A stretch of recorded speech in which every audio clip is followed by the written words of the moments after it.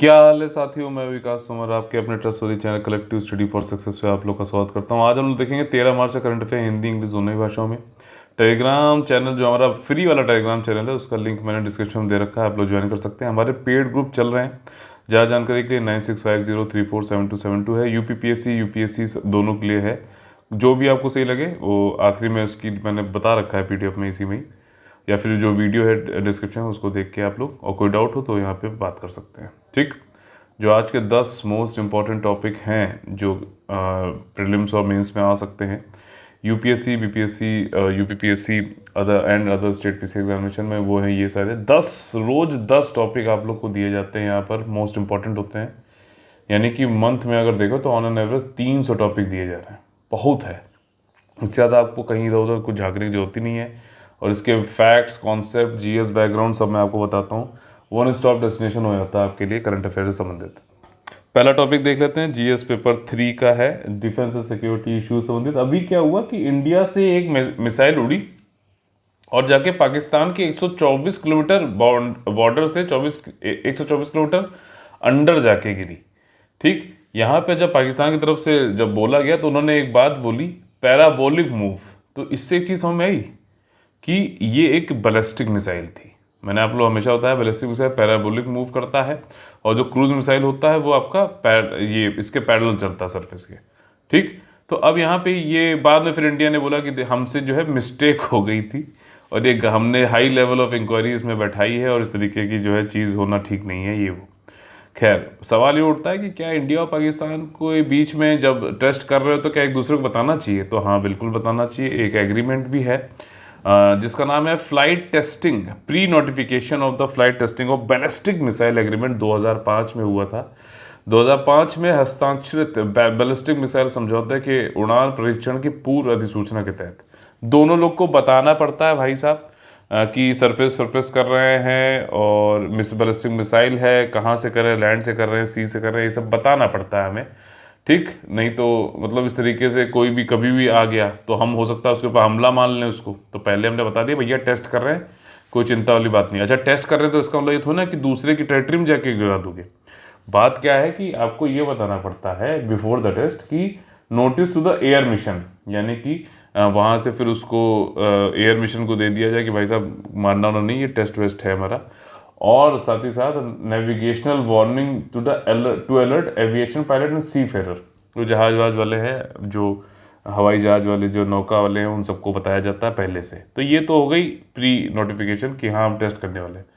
और क्या टेस्ट के मापदंड है वो समझ लीजिए। यहाँ पे कहता है कि जो 40 किलोमीटर जो है लॉन्च साइट, जैसे ये बॉर्डर है तो 40 किलोमीटर होनी चाहिए लॉन्च साइट। ठीक, मतलब कि इस 40 किलोमीटर के उपरांत होगी, इसके बाद होगी। ये बॉर्डर है आपका, या फिर एलओसी मान लो इंडिया पाकिस्तान के केस में। और जो यहाँ से जो मिसाइल उड़ी उसका इम्पैक्ट तो भाई साहब 75 किलोमीटर जो है दूर होना चाहिए आईबी और इससे। तो एक चीज़ समझ में आ रही है, मतलब कि इधर की तरफ ना उड़ा भाई, इधर ही उतर उड़ाओ है। लेकिन हुआ क्या, एक तो इधर की तरफ उड़ा और वो भी उड़ के जो है यहाँ 124 किलोमीटर पे हो गया। इंडिया ने हालांकि ये भी मेंशन किया अपनी नोटिस में कि किसी को चोट वोट नहीं लगी है, लेकिन हाई लेवल ऑफ इंक्वायरी इसमें बैठाई गई है। और next topic is from general studies paper social issue संबंधित मैनुअल स्कैवेंजिंग। ठीक है ना, बहुत ही मतलब अगर आप लोग ने एक मूवी आई थी पीछे आर्टिकल 15, ठीक है ना, उसको देखा होगा तो आपको थोड़ा बहुत समझ में आया होगा। वैसे भी आप देखते हो कि कई लोग जो है मतलब जो जिनको कहा जाता है शेड्यूल कास्ट से, बाकी जो है मार्जिनलाइज सेक्शन जो है हमारा सोसाइटी का, उनको मैला जो है, जो लोगों की पॉटी है, संडास है, ये सब साफ़ करने के लिए, हाथों से साफ़ करने के लिए, नालियाँ, कचरा, ये सब साफ़ करने पे मजबूर होना पड़ता है। ठीक, और ये चीज़ें बैन कर दी गई थी लेकिन फिर भी आज भी प्रचलित हैं। अभी क्या हुआ, मुंबई में जो है 4 लोगों की जो वो सेप्टिक टैंक में घुसे हुए और उनको जो है जहरीली धुएं की वजह से उनकी मौत हो गई। मैनुअल जो स्कैवेंजिंग मैनुअल, ठीक है ना। तो अब देखो, जैसे कहा जाता है ना कि साइंस एंड टेक्नोलॉजी का हम उपयोग ऐसा करेंगे कि हम सोसाइटी के लिए कुछ बेनिफिट हो। इतने हैकाथॉन पैकाथॉन दुनिया की चल रही है, तो क्या भाई साहब एक आइडिया ये मैनुअल स्कैवेंजिंग जो आपने खुद ही लॉ में कह रखा है कि हाथों से और जो है लोग कोई भी मैनुअली जो है ह्यूमन एक्सक्रीटा या फिर सेप्टिक टैंक को नहीं किया जाएगा साफ, तो क्या ये समाज के लिए, ये बेहतरी के लिए ये नहीं हो सकता साइंस एंड टेक्नोलॉजी का एक पूरा हैकाथॉन इसी पे लगाओ, पूरा रोबोटिक्स जो है इसको आप इस तरीके से करो। 2003 में लॉ आया था यार, आज भी लोग मर रहे हैं। क्या कारण है इसका? कारण यही है कि जो लॉ है उसका जो है वो उसको इम्प्लीमेंट नहीं किया जा रहा है, बिल्कुल नहीं किया जा रहा है ढंग से। कोई उस पर जो है, हालांकि रिहेबिलिटेशन इस लॉ में बहुत सारी बातें करी गई हैं, लेकिन लॉ के होने से जो है एथिकल गाइडेंस नहीं होता है, जीएस पेपर 4 में बताया गया है। ठीक, एक तो भाई लॉ का जो है उल्लंघन हो रहा है, दूसरी चीज़ ये है कि जो अनस्किल्ड लेबर है वो बेचारे, उनको एक तो स्किलिंग नहीं मिल पा रही है, तो वो करें क्या? तो उनको करने के लिए, और ये कहा जाता है तुम तो इसी के लिए हो, तुम्हें तो यही करना है, तो बेचारे वो लोग जो है इनको मजबूरी में यही चीज़ें ही करनी पड़ती हैं। तो उनको स्किलिंग कुछ सिखाओ, कुछ और कपड़ा सीना, कुछ प्लम्बिंग, कुछ आपका जो है कारपेंट्री कुछ करो, ताकि इससे कटाए। और यहाँ पे रोबोटिक्स लगाओ ना यार, जितना भी हैकाथॉन दुनिया भर के थॉन लगाने सब इसमें लगाइए। और होता क्या है कि मुंबई में जो सिविक बॉडी है 20 से 30 हज़ार रुपये लेती है सेप्टिक टैंक को साफ करने के, और ये लोग चूँकि इनके पास कोई मजबूरी है, कुछ और कर नहीं सकते, तो इनको 300-500 रुपये प्रतिदिन दिया जाता है और 20-30 हज़ार रुपये ऐंठे जाते हैं। तो ये खैर सारी चीज़ें हैं, बहुत गुस्सा आ गई। खैर, इंडिया ने इसको बैन कर दिया था, prohibition of employment manual scavengers and the rehabilitation act, पुनर्वास की बात करी गई थी। क्या कर रहा है कुछ समझ में नहीं आ रहा। ठीक, कि आप इसमें बैन करता है कि आप मैनुअली क्लीन नहीं करोगे।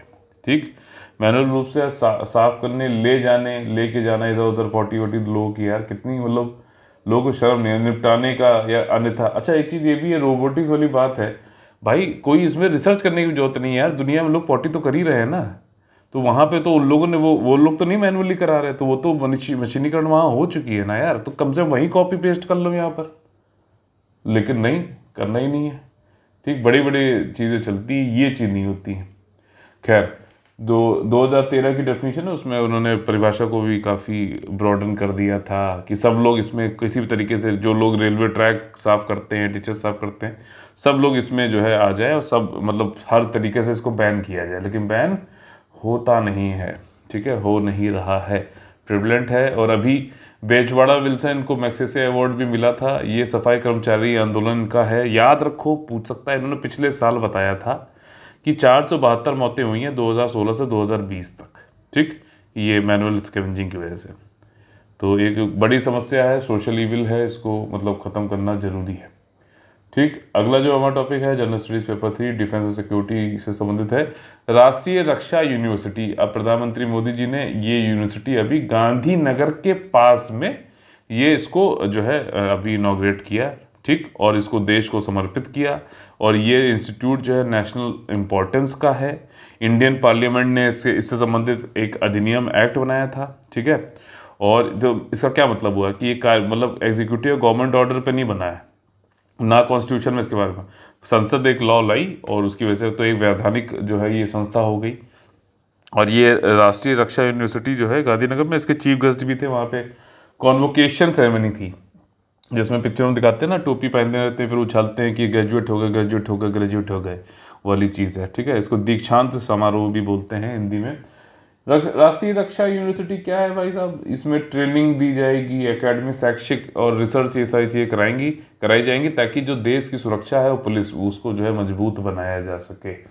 अभी इसमें 1090 स्टूडेंट जो है डिग्री इनको मिली है, 13 स्टूडेंट जो है ये इनको डॉक्टर बन गए हैं ये डिफेंस के, और 38 को गोल्ड मेडल मिला है। इसके साथ ही साथ एक गुजरात स्टेट में खेल का महाकुंभ होता है। अलग से क्वेश्चन पूछ सकता है कि भाई साहब खेल महाकुंभ कहाँ होता है, तो वो गुजरात की लेवल की स्पोर्ट्स प्रोग्राम है, सरदार पटेल स्टेडियम में अभी हुआ, अहमदाबाद में 11वां संस्करण था। Please remember these all facts. ठीक, अब next topic is from general studies paper 3 defence and security issue से संबंधित है। इसके बारे में हम लोग ने पीछे पढ़ा भी था कि जो डिफेंस की एक्विजिशन प्रोसीजर है 2020 वाला, उसमें 2 कैटेगरी है, मेक 1 और मेक 2। मेक 1 में क्या होता है कि कुछ प्रोटोटाइप बनाने के लिए जो है गवर्नमेंट की तरफ से भी वित्तीय सहायता यानी कि फाइनेंशियल जो है आपका कंट्रीब्यूशन दिया जाता है।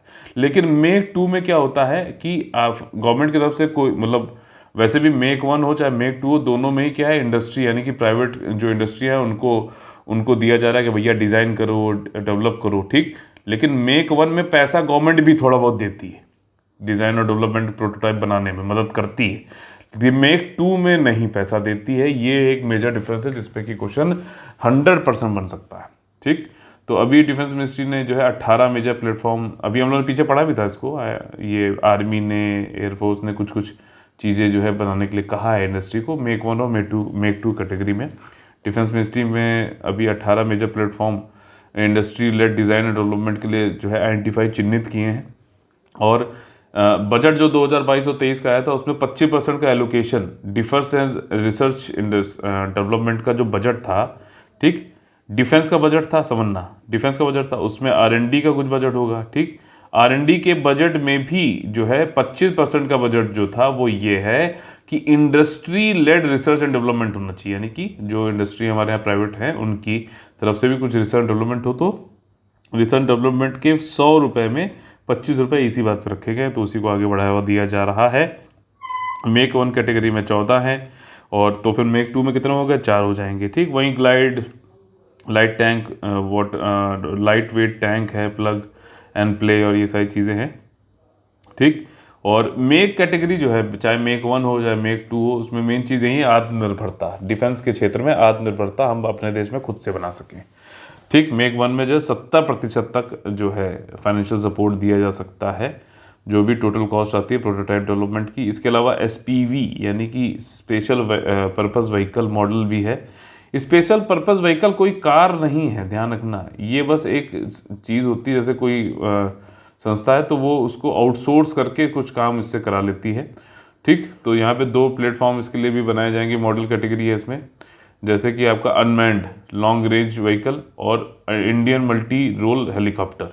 ठीक, तो ये SPV मॉडल में ये है, स्पेशल पर्पस व्हीकल जो होगा वो इन 2 पे काम करेगा। एक तो दूर तक उड़ने वाला UAV ड्रोन समझ लो, हिंदी मतलब आसान भाषा में, और दूसरा Indian multi role helicopter, helicopter जो मल्टी रोल करेगा। ठीक है ना, और अगला प्राइवेट इंडस्ट्रीज़ को इंकरेज किया जाता है, और मेक 1 कैटेगरी में 70% तक जो है वित्तीय सहायता दी जाती है, और DRDO के प्लेटफॉर्म पे उनकी मदद भी इनको मिलती है। मेक 2 में गवर्नमेंट कोई पैसा नहीं देती है, इंडस्ट्री खुद ही इसमें जो है फंड करता है, और कुछ लेकिन इसमें ये होता है मेक 2 कैटेगरी में कि गवर्नमेंट जब इसमें बना लेंगी, जो भी उन्होंने प्रोटोटाइप बनाने के लिए कहा है, जैसे एंटी जैमिंग सिस्टम हो गया, तो हम उसको खरीदेंगे जरूर, सुनिश्चित खरीद, जो सुनिश्चित करेंगे, जो भी हमने डिज़ाइन डेवलपमेंट बताया उसके मानक आप पूरे करो, हम पैसा इसमें मेक 2 में नहीं देंगे, लेकिन हम खरीदेंगे जरूर, ये चीज़ यहाँ सुनिश्चित की जाती है।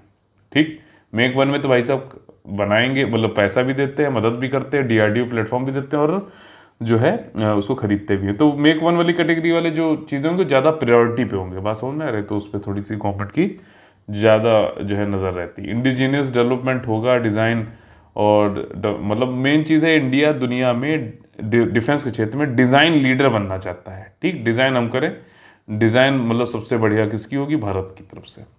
General studies paper 2 health issue से संबंधित अगला टॉपिक है स्ट्रेंथनिंग ऑफ फार्मास्यूटिकल्स इंडस्ट्री। अब देखो, इकोनॉमी या फिर जो भी बेसिक हैं हमारी जनरल स्टडीज़ के, उन सबको जो है आप अलग से पढ़ो, वहाँ पे थ्योरी थ्योरी पढ़ते रहो, बस खत्म है मामला। लेकिन यहाँ पर क्या है कि जैसे ये वाला टॉपिक आया, तो इस टॉपिक के कंटेक्स्ट में रियल टाइम प्रैक्टिकल एग्जाम्पल आपको इकोनॉमी के जो है, जैसे यहाँ पर इकोनॉमी के आपको बेसिक समझने को मिलेगा, क्या, इंटरेस्ट सबवेंशन और कैपिटल सब्सिडी। इंटरेस्ट सबवेंशन क्या होता है मैं पहले बता भी चुका हूँ, मैं फिर से भी बताऊंगा। कैपिटल सब्सिडी क्या होती है, और क्वेश्चन में आपको क्या चीज़ें ध्यान देनी पड़ेगी, मतलब यहाँ ये आपका पढ़ रहे हो और क्वेश्चन में आपको कैसे वो खेला खेलेगा, तो ये सारी चीज़ें आपको यहाँ पर आपको मैं बताता हूँ। तो ये करंट अफेयर का वीडियो बिल्कुल भी पूरा देखिए, स्किप करने की बिल्कुल ज़रूरत नहीं है। ये इसमें वैल्यू एडिशन जो होता है वही चीज़ आपको आखिरी में सेव कर पाएगी। ठीक है, तो देखिए यहाँ पे ये फार्मास्यूटिकल इंडस्ट्री की बात हो रही, तो कौन सी इंडस्ट्री आएगी, केमिकल एंड फर्टिलाइज़र। ठीक, इसने जो है गाइडलाइन इशू करी है आपकी SPI स्कीम से संबंधित। इसमें क्या है भाई, सपोर्ट दिया जाएगा जो भी फार्मा क्लस्टर्स हैं या फिर MSME हैं, उनको सपोर्ट दिया जाएगा। ठीक, ऑब्जेक्टिव यही है कि उनकी उत्पादकता, गुणवत्ता और जो है सस्टेनेबिलिटी यानी स्थिरता में सुधार करना है। 5 साल के लिए 500 करोड़ रुपया दिया जा रहा है इसमें। ठीक, इसके बाद क्या है कि स्कीम ये चाहती है कि देश जो है ग्लोबल लीडर बन जाए फार्मास्यूटिकल सेक्टर में, और इसके लिए जो है वित्तीय सहायता उनको दी जा रही है फार्मा क्लस्टर्स को। और कॉमन फैसिलिटीज जो होती है, मान लीजिए एक पार्क बना दिया गया, फार्मा पार्क, ठीक, या फिर फार्मा क्लस्टर ही समझ लो, तो वहाँ पे जो है पानी का ट्रीटमेंट, बिजली का, एक साथ कॉमन फैसिलिटीज जो है उन सबको बढ़िया करके उत्पादकता बढ़ाने के लिए काम किया जा रहा है। क्योंकि देखो कई लोग हैं, अरे सिंपल सा एग्जाम्पल ले लो यार, एक कार है 5 लोग बैठ सकते हैं, एक लोग जाएंगे तो ज़्यादा एफिशिएंट है कि 5 लोग बैठेंगे तो ज़्यादा एफिशिएंट है? 5 लोग बैठेंगे, वही चीज़ें हैं। तो वो कॉमन जो आपकी यहाँ पे फैसिलिटी क्या थी, कार थी, और उसमें एक ही लोग यूज़ करेंगे तो उसको महंगा पड़ेगा ना। वहीं आप लोग, जैसे आप लोग क्या करते हो कि कहीं आप गए तो आप कहते हो कि यार आओ चलो खाना खाने चलते हैं रेस्टोरेंट में, ठीक, एक अकेला गया तो उसको महंगा पड़ेगा, मान लीजिए 150 रुपये पड़ता है, लेकिन उसने जो 4-200 बुला लिया तो 5 लोग हो गए तो 500 रुपये बिल आया, लेकिन पर हेड कितना हुआ, 100 रुपये हो गया आपके आसपास। यही मैं कहता हूँ आसान भाषा में समझने की ज़रूरत है, बहुत कॉम्प्लेक्स करने की जरूरत नहीं है, उसके लिए बहुत लोग हैं। आप कॉम्प्लेक्सिटी बढ़ाने के लिए बहुत लोग हैं, सिंप्लीफाई करना है तो कलेक्टिव स्टडी फॉर सक्सेस पे आइए, ठीक। तो ग्लोबल लीडर में बनना है और यहाँ पे सस्टेनेबल ग्रोथ भी होनी चाहिए। अब यहाँ पे इन्होंने कहा है कि हम वित्तीय सहायता करेंगे, उनकी प्रोडक्शन जो फैसिलिटी है इंडस्ट्रीज़ की उसको अपग्रेड करेंगे। तो उसके लिए अगर मान लो कोई कैपिटल लोन लेता है, कैपिटल लोन, दो शब्द हैं, एक है कैपिटल, दूसरा है लोन। लोन का मतलब है ऋण, ठीक, लोन ले रहे हो आप किसी से, बैंक से लेते हो कहीं से भी, और दूसरा कैपिटल। कैपिटल मतलब पूंजी। कैपिटल वो चीज़ होती है, ये मशीनरी भी हो सकती है, पैसा भी हो सकती है। आप चूंकि लोन ले रहे हो तो भाई साहब यहाँ पे पैसा हो गया, मनी हो गया।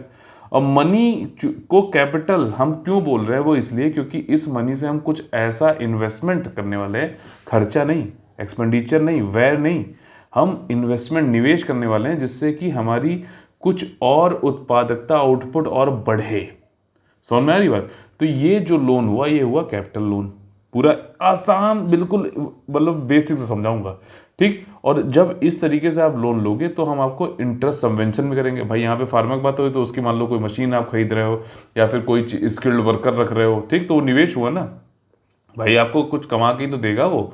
तो ऐसे में आपको जो लोन मिला, ये इसमें इंटरेस्ट सबवेंशन देंगे। मान लीजिए एक आगे कि 100 रुपये का लोन है, अगर आप 1 साल के अंतर्गत ही लौटा देंगे तो भाई 4% पड़ेगा, नहीं तो आपको 7% देना पड़ेगा। 3% का सबवेंशन है अगर आप टाइमली अपना रीपेमेंट कर देते हो तो, ठीक। तो ये पहला कॉन्सेप्ट समझ में आ गया, इंटरेस्ट सबवेंशन क्या है। दूसरी चीज़ है कि कैपिटल सब्सिडी, और इन दोनों के बीच में यहाँ पे और लगा हुआ है, ठीक। अगर क्वेश्चन वहाँ पे पूछता है कि ये दोनों ही मतलब interest subvention and capital subsidy दी जाएगी, तो आपको तब ये समझना पड़ेगा कि यार कि या तो ये आदमी ये ले ले, वैसे वैसे मतलब आप खुद को रखो ना कि या तो मैं लोन लूँ, ठीक, लोन लेके मैं जो है पैसा लौटा दूंगा और मुझे 4% में ही काम चल जाएगा, कम में, और या फिर जो है, या फिर मतलब और नहीं, या फिर मैं कैपिटल सब्सिडी मिल जाए। मान लीजिए कोई चीज़ थी 100 रुपये की, उसमें उन्होंने ऑलरेडी 5% कम करके दे दिया मुझे, ठीक है ना, तो ये अपफ्रंट मुझे कम मिल रहा है तो मैं सब्सिडी ले लूँ। तो इन दोनों में से कोई चीज़ ले लो जो आपको सही लगता है। अगर आपके पास पैसे हैं भाई साहब, तो भाई साहब सीधे सीधे जो है कम वाले वाले ले लो, नहीं तो आप इंटरेस्ट सबवेंशन ले लो, लोन चुकाओ लेकिन टाइमली चुकाओ, तो आपको जो है कम ब्याज देना पड़ेगा। तो कैपिटल सब्सिडी, जो भी मशीनरी आप ले रहे हो उस पर कुछ सब्सिडी मिल जाए। जैसे सोलर पैनल में चलता है, क्या होता है भाई साहब कि आप अभी लो, आपको अपफ्रंट 25% तक का जो है सब्सिडी सरकार देगी, ऐसा कहा जाता है ना। तो वो यही है। तो इन दोनों में से कोई एक चीज़ मिलेगी, और है, एंड नहीं होगा। अब देखो वहाँ क्वेश्चन जब आएगा तो आपने अगर मान लो यहीं पढ़ते समय इस चीज़ पे ध्यान दिया है तब तो आप इसको तुरंत कर लोगे, ठीक। अगर नहीं पढ़ते समय ध्यान दिया तो एंड, वहाँ तो पढ़ो कम से कम ढंग से तो वहाँ पे आप एक एक शब्द अच्छे से पढ़ोगे, तो उसमें आपको एंड जब दिखेगा तो आप तब आपको क्या होगा कि ये दोनों कॉन्सेप्ट आने चाहिए। अगर दोनों कॉन्सेप्ट आते होंगे आपको, तभी आप उसमें समझ पाओगे नहीं यार ये तो गलत होगा, कोई इन दोनों के कॉन्सेप्ट ऐसे हैं, अंडरस्टैंडिंग ऐसी बन रही है कि कोई एक चीज़ में मिलनी चाहिए, ठीक। तो मैं यही कहता हूँ, कल के मैंने टेस्ट में समझाया भी था एनालिसिस, कि इस तरीके से आंसर को आप डिराइव कर पाओगे, लेकिन रेलेवेंट पढ़ के मल्टीपल रिवीजन और क्लियर, क्रिस्टल क्लियर अंडरस्टैंडिंग होगी, तभी ये चीज़ें आपके क्वेश्चन सही होंगे। सब कुछ वहाँ पे पढ़ा हुआ नहीं आएगा यार, वहाँ पे आपको सोचना पड़ेगा, इस तरीके से सोचना पड़ेगा। इसलिए मैंने ये टाइम लेकर 3-4 मिनट इस पर एक्स्ट्रा दिए हैं। बहुत ज़रूरी है एक्सरसाइज, बहुत ज़रूरी है, ठीक। चलिए बैक टू टॉपिक। इसी एसपीआई जो स्कीम है उसका एक अप घटक है, सब कंपोनेंट है, नाम है pharmaceutical technology upgradation assistance scheme. इसमें कुछ अब तो समझ में आने लग गई होगी ना चीज़ें कि भाई टेक्नोलॉजी को अपग्रेड करना है, असिस्टेंस दिया जाएगा, ख़त्म बात, ठीक। और इसमें ये ऐसा कराया जाएगा कि हम जो गुणवत्ता हो फार्मास्यूटिकल्स इंडस्ट्रीज़ की जो मेडिसिन बने वो नेशनल इंटरनेशनल रेगुलेटरी जो भी मानक है उसको जो है पूरा करता हो, फुलफिल करता हो। तो ये तरीका ज़्यादा अच्छा लगता है आपको कि जो है अलग से इकोनॉमिक बुक खोल के खाली थ्योरी पढ़ते रहो, ज़्यादा अच्छा लगता है इकोनॉमिक टॉपिक्स के? ठीक, तो मतलब या फिर जैसा भी ये है। अगला जो टॉपिक है वो है general studies paper 2, international relation संबंधित India Canada relation, Bharat Canada संबंध। अब देखो पहली चीज क्या है कि ज्वाइंट स्टेटमेंट इशू हुआ। बहुत छोटी बारीकियों को मैं आपको बताता चलता हूँ, क्यों, ताकि आपको कभी जब आप पढ़ो ना तो आप रुको ना। ठीक, क्या है ज्वाइंट स्टेटमेंट आया, इसका मतलब ये हुआ मेरे भाई कि दोनों किसी एग्रीमेंट पे, समझौते पे पहुंचे हैं। अब ऐसे मैं बताऊंगा तो आपको नहीं समझ में आएगा। अब देखो कितना मजे से समझ में आएगा। पाकिस्तान के जो प्रेसिडेंट हैं, प्राइम मिनिस्टर इमरान खान, क्या है वो, ठीक, तो वो गए रशिया और वापस आ गए, कोई ज्वाइंट स्टेटमेंट नहीं हुआ। इसका मतलब समझ रहे हो, कोई एग्रीमेंट समझौता हुआ ही नहीं। ठीक, जैसे गए चाय पानी पी, लात मारी गई, भगा दिए गए। ठीक, तो ये चीज़ हुई। तो ये ज्वाइंट स्टेटमेंट आया, ये शब्द लिखने के पीछे भी कुछ कारण है। ठीक, कि समझौता हुआ, 5वां इंडिया और कनाडा का जो है मिनिस्ट्रियल डायलॉग हुआ, और किस पे, ट्रेड एंड इन्वेस्टमेंट पे, उसमें ज्वाइंट स्टेटमेंट आया। अब इस पूरे उसमें, क्योंकि हम फैक्ट वाले एग्जामिनेशन पे भी ध्यान दे रहे हैं, यूपीपीएससी और बीपीएससी स्टेट पीसी एग्जामिनेशन में, यूपीएससी के अलावा, तो अब 5वां संस्करण था, ध्यान रखना, इंडिया कनाडा के बीच में था, ध्यान रखना, मिनिस्ट्रियल लेवल का था। ठीक, मिनिस्ट्रियल लेवल का था, समिट लेवल का नहीं था। समिट लेवल होता तो हेड ऑफ स्टेट जैसे प्रधानमंत्री या फिर ऐसे जाते। कहाँ हुआ, न्यू दिल्ली। पहले ही में 4 स्टेटमेंट का क्वेश्चन बन सकता है। ठीक, या फिर जो है एक एक शब्द के 4 क्वेश्चन बन सकते हैं। समझ में आ गई? अब उसमें बातें क्या हुई, अब चालू होता है यूपीएससी वाला खेल। क्या है कि भाई साहब मिनिस्टर्स ने कहा कि हम फिर से अपने नेगोशिएशन जो है इंडिया कनाडा के कॉम्प्रिहेंसिव इकोनॉमिक पार्टनरशिप एग्रीमेंट पे बात करना चाहते हैं। ये एक तरीके का फ्री ट्रेड एग्रीमेंट है। ठीक, जैसा मैंने आप लोग पीछे पढ़ाया भी है। और इसके अलावा इन्होंने कहा है कि एक एंटरिम एग्रीमेंट या फिर अर्ली प्रोग्रेस ट्रेड एग्रीमेंट भी हम पहले इस पे जो है बातचीत कर सकते हैं। ठीक है, ताकि जो है जल्दी से जल्दी, जब तक मतलब सेपा पहुंचो उससे पहले ईपीटीए कर लो। ठीक, फ्री ट्रेड एग्रीमेंट तो फाइनल है, उससे पहले कुछ इस तरीके ट्रेड एग्रीमेंट कर लो ताकि दोनों कंट्रियों के कमर्शियल लाभ मिल सकें। एंटरिम एग्रीमेंट क्या होता है भाई साहब, किस पे हम करना चाह रहे हैं कि goods and services, rules of origin, sanitary, sanitary and phytosanitary. क्या मतलब है सैनिटरी, फाइटोसैनिटरी आपकी प्लांट से संबंधित जो भी चीज़ें होती हैं उनकी स्वच्छता की बात हो रही है। ये ओवरऑल स्वच्छता, अलग से जो गुड्स बन रहे हैं उनकी स्वच्छता की बात हो रही है। Technical barrier to trade, technical barrier क्या होती है भाई साहब, हाँ वैसे तो ठीक है लेकिन ये स्टैंडर्ड आप पूरा नहीं कर रहे हो। जैसे अल्फांसो मैंगो के लिए जो है यूके ने टेक्निकल बैरियर लगाया। उसने कहा कि यार इसमें कीड़े बहुत हैं, बैक्टीरिया बहुत है, तो ये टेक्निकल बैरियर है। ट्रेड हम करना चाह रहे हैं, हम वैसे मना नहीं कर रहे हैं, लेकिन कुछ टेक्निकली हम कह दे रहे हैं। हम ड्यूटी लगा के नहीं मना कर रहे हैं। अब एक बैरियर ये भी हो सकता है कि टैरिफ वाला बैरियर, कि भाई साहब 15% हमने 50% कर दिया। 50% टैक्स लगाने के बाद कोई अगर जो है देश में हमारे प्रोडक्ट आपका आएगा तो कोई खरीदेगा नहीं, इतना महंगा हो जाएगा। लेकिन ये टेक्निकल बैरियर जैसे सैनिटरी, फाइटोसैनिटरी, ये टेक्निकल बैरियर में ही आते हैं। ठीक, डिस्प्यूट सेटलमेंट, इन सब पे एग्रीमेंट इंडिया कनाडा के बीच में बात हुई। इंडिया कनाडा के बीच में जब बात हो रही थी तो एक बात ये भी रखी गई कि भाई साहब इंडिया अपने ऑर्गेनिक जो प्रोडक्ट्स हैं उनका निर्यात बढ़ाना चाहता है।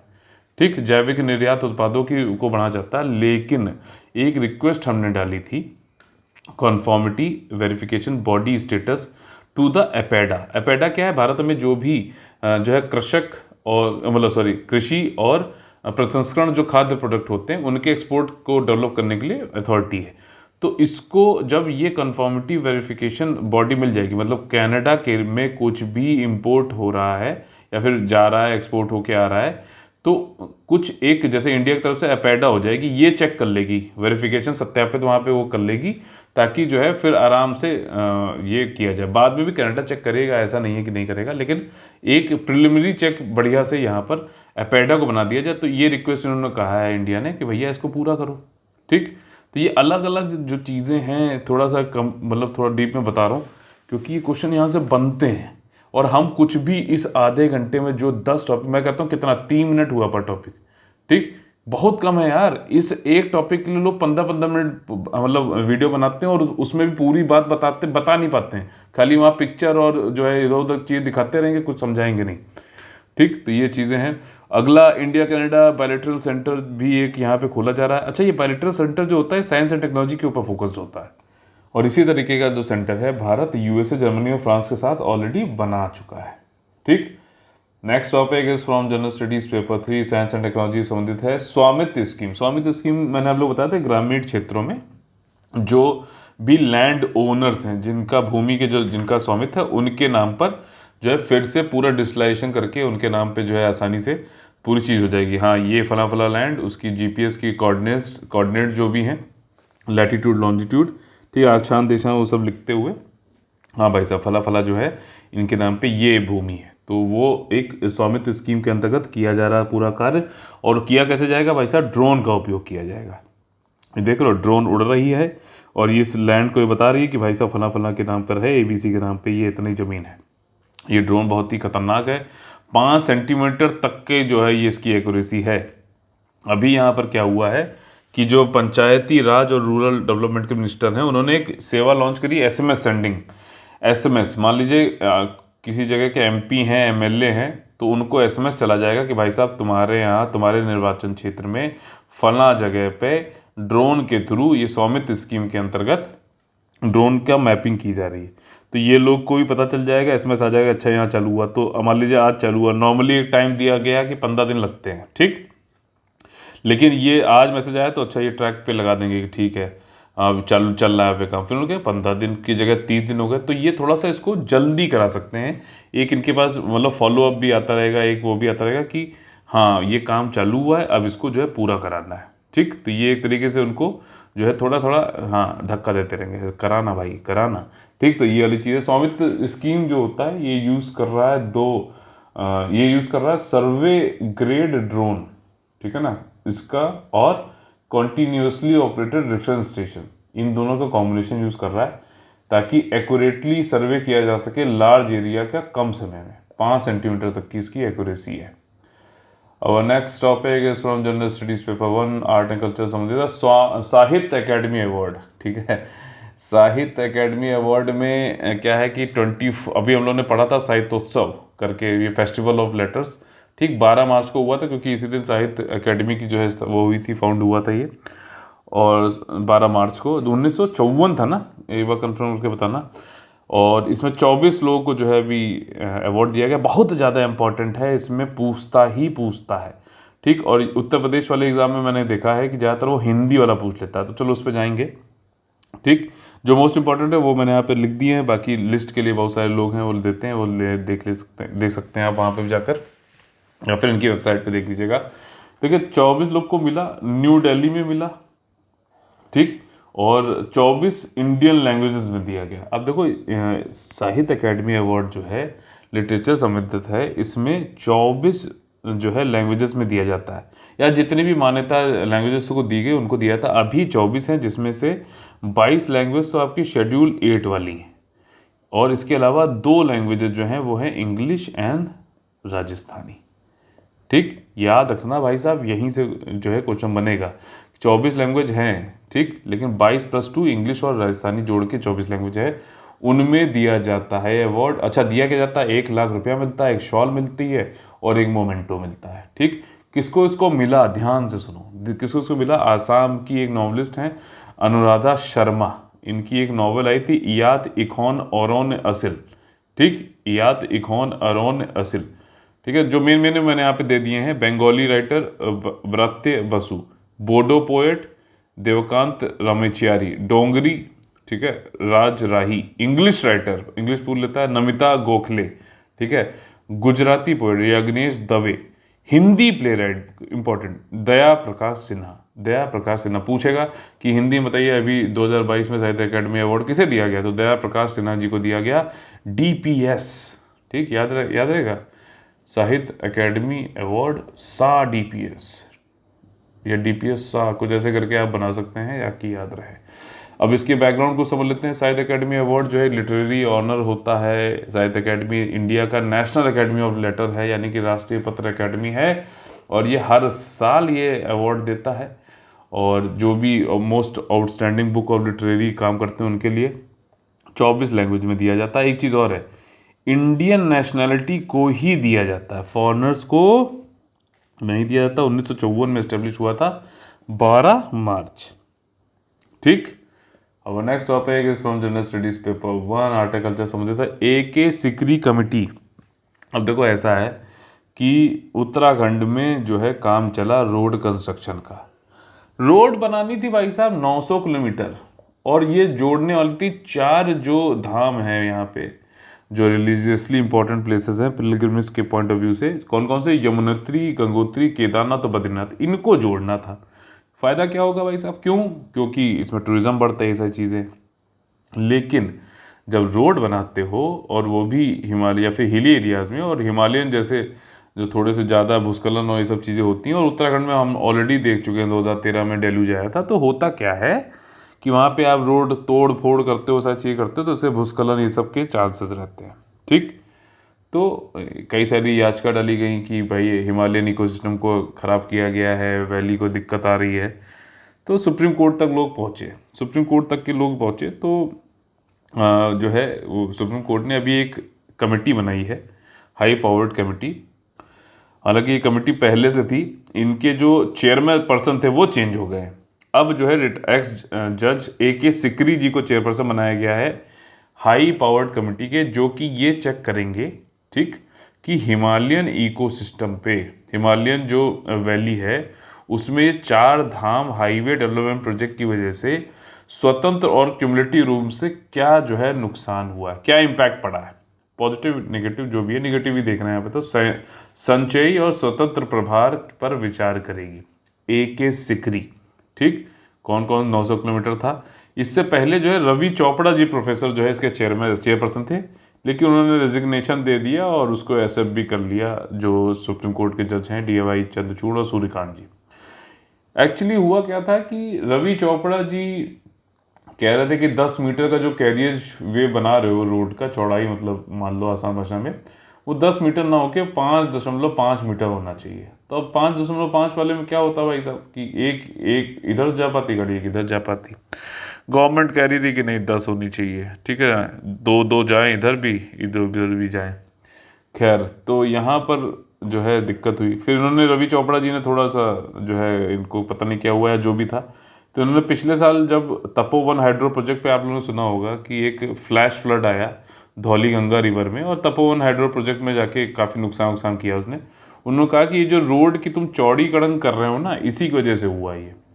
तो खैर, अब फिर उसके बाद जो है सुप्रीम कोर्ट को लगा कि ज़्यादा ये पॉलिटिसाइज हो रहा है मामला, तो उन्होंने चेयरपर्सन या रवि चोपड़ा जी ने खुद ही इसका वो दे दिया।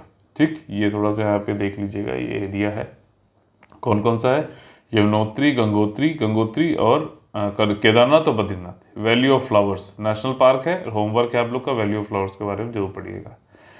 Our next topic is from general studies paper 2 polity and governance से संबंधित है। देखिए, नेशनल यूथ पार्लियामेंट फेस्टिवल अभी हुआ 2022 में, ठीक है। और अच्छा, एक चीज़ मैं बीच में भूल गया, साहित्य अकेडमी वाला को मैंने अबाउट अस मतलब वो वेबसाइट के थ्रू में दिखाना चाहता था, लेकिन चलो भूल गया बीच में, कोई बात नहीं। आप लोग जाके उसका अबाउट अस जरूर पढ़ लीजिएगा। ठीक, नेशनल यूथ पार्लियामेंट फेस्टिवल 2022। ठीक, लो अच्छा वो वेबसाइट दिखाई देता हूँ, पहले तुम लोग को लगेगा ऐसे ही बोल देता है। ये देखो, मैंने पहले ही खोल के रखा हुआ था साहित्य अकेडमी वाला, लेकिन अभी जब मैं इस पर आया, ये नेशनल यूथ पार्लियामेंट वाले पे, इस पर मुझे बताना था, तो मुझे याद आया कि साहित्य अकेडमी वाला तो मैं भूल गया था। चलिए पहले देख लेते हैं। ये साहित्य अकेडमी की जो है वेबसाइट है, और इसकी हिंदी वेबसाइट भी है, देखिए यहाँ पे आपको मिल जाएगा। और यहाँ पे अबाउट अस में आप जाओगे, अबाउट साहित्य अकेडमी, तब इसमें बताया गया। यहाँ पे मैंने कहाँ से पढ़ा था भाई 24 वाला, ये लैंग्वेज रिकॉग्नाइज्ड 22 लैंग्वेज जो कॉन्स्टिट्यूशन ऑफ इंडिया, वहीं शेड्यूल 8 वाली, और इसके अलावा इंग्लिश और राजस्थानी, इसके बारे में बताया गया है कि इनको दिया जाता है। बाकी हेड ऑफिस कहाँ है, कब कंस्ट्रक्ट हुआ, ये सब चीज़ें इतनी ज़रूरत नहीं है। 12 मार्च को जो है एस्टेब्लिश किया गया था, ये चीज़ जानना जरूरी। देखो, उन्होंने बोल्ड करके दिखा भी रखा है। ठीक, इसके अलावा क्या अवार्ड दिए जाते हैं, ऐसे क्लिक करोगे अगर आप यहाँ पे गए, ये क्लिक किया तो भाषा सम्मान अवार्ड है, प्राइज फॉर ट्रांसलेशन, बाल साहित्य पुरस्कार। अलग से भी आपसे अगर ये पूछ लेना कि ये पुरस्कार कौन देता है, युवा पुरस्कार, बाल साहित्य पुरस्कार, तो यहाँ से आपने वेबसाइट अगर देखोगे, जो रिलेवेंट सोर्सेज है वहाँ से देखोगे, तो आप आसानी से कर पाओगे। ठीक, तो ये जरूरी थी बात बताना। अब हम लोग अगला जो टॉपिक जो पढ़ने वाले हैं वो क्या है, नेशनल यूथ। और ये देखो, ये आपका ऑफिशियल वेबसाइट PIB से बता रहा हूँ मैं, ताकि मतलब आप लोग को जो है मैं मतलब जहाँ से क्वेश्चन आते हैं वहीं से चाहिए बताया जाऊँगा। यहाँ पे मैं इसलिए आया था ये देखने के लिए कि थर्ड एडिशन का कोई थीम नहीं दिखा मुझे, ठीक।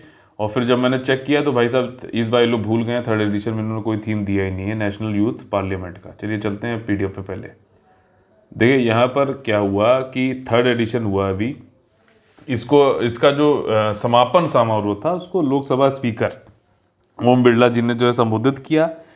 Third edition national youth parliament का भी हुआ था, पार्लियामेंट फेस्टिवल 2022 का। कहाँ हुआ? Central hall of parliament new Delhi में हुआ, ठीक। ये इसलिए बोल रहा हूँ क्योंकि दूसरा वाला तो भाई साहब कोविड के टाइम पे हुआ था, तो और वो जो है आपका वर्चुअल मोड में हुआ था, ठीक। ये क्यों मनाया जाता है कि जो युवा की आवाज़ है उसको सुन सकें, ठीक। पब्लिक सर्विस में आगे जाके जब वो काम करने वाले तो अभी से उनकी आवाज़ सुनते रहो।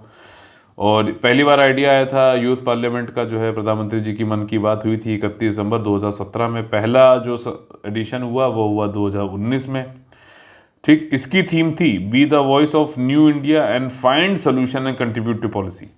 नए भारत की आवाज़ बने और समाधान खोजें और नीति में योगदान करें। दूसरे एडिशन में भी थीम थी, ठीक, युवा उत्साह नए भारत का, लेकिन तीसरे में भूल गए। दूसरा वाला 2020 में हुआ था, वर्चुअल मोड में हुआ था। इस बार 14 जो है फरवरी से था, डिस्ट्रिक्ट लेवल पे था, थ्रू वर्चुअल मोड इस बार भी था, लेकिन इस बार कोई भी थीम नहीं थी, ठीक। तो कैसा लगा आप लोग को आज का सेशन? ये हमारे कुछ पेड ग्रुप के मॉड्यूल्स हैं। कंप्लीट वाला जो है उसमें सब कुछ आपको मिलता है, study plan, test series, counselling, personal guidance, PDF सारी आपको मिल जाती है यहाँ पर। डाउट डिस्कशन लाइव होती है यहाँ पर, ये सारी चीज़ें होती हैं। और इसी के अगर आप लोग को पूरा नहीं चाहिए, कुछ और छोटे मोटे चाहिए, मतलब बीच की जो भी आपकी रिक्वायरमेंट है वो आप कर सकते हो। मान लीजिए आप कहीं पे भी पढ़ते हैं और आपको वहाँ पे कोई डाउट और कुछ गाइडेंस नहीं प्रॉपर मिल पा रही है, तो आप लोग ये वाला भी ज्वाइन कर सकते हैं, ये वाला। और इसके अलावा मुझे लगता है कि ये कंप्लीट वाला अगर आप कर लो तो टेस्ट सीरीज सब कुछ है। या तो ये कर लो, अगर हमारे साथ नहीं पढ़ते हो तो भाई साहब ये वाला कर लो, अगर पढ़ते हो तो ये वाला करो। UPPCS 2022 मिशन प्रयागराज हमारा ये ग्रुप चल रहा है, ठीक। तो चलिए कल फिर से मुलाकात होगी, तब तक के लिए आप लोग से लेते हैं अलविदा। जय जय Bharat, all the very best है, वंदे वंदे मातरम। ये नंबर याद रखना, कोई डाउट हो तो पूछ सकते हैं।